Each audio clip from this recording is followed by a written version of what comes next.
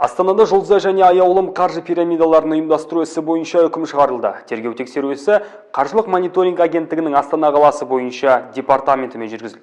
Тергеу барысында күдіктілер өздерін әлеуметтік желілерде табысты кәсіпкерлер ретінде таныстырып, азаматтарға тендерлерге қатысу арқылы тез табыс табу схемасын ұсынған анықталды.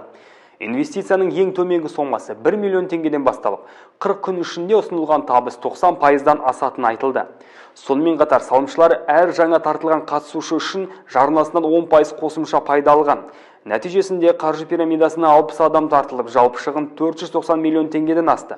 Сонымен қатар күдіктілердің бірі салымшылардың қаражатына елорданың премиум санатындағы тұрғын үй кешенінен пәтер мен автотұрақ орнын сатып алған, алайда сотқа дейінгі тергеу басталғанын білген соң, мүлікті тәркілеуден жасыру мақсатында үшінші тарапқа рәсімдеп үлгерген.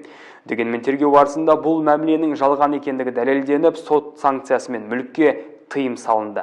Тергеу барысында күдіктілер жәбірленушілерге 72 миллион теңге көлемінде шығынды өтеді. Сот үкімімен қаржы пирамидасының ұйымдастырушылары қаржы пирамидасын құру және басқару және қылмыстық жолмен алынған ақшаны заңдастыру бойынша кінәлі деп танылды.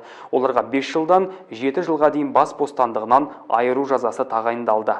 Қылмыстық жолмен сатып алынған пәтер мен автотұрақ тәркіленіп, жәбірленушілердің азаматтық талаптарын өтеу үшін берілді.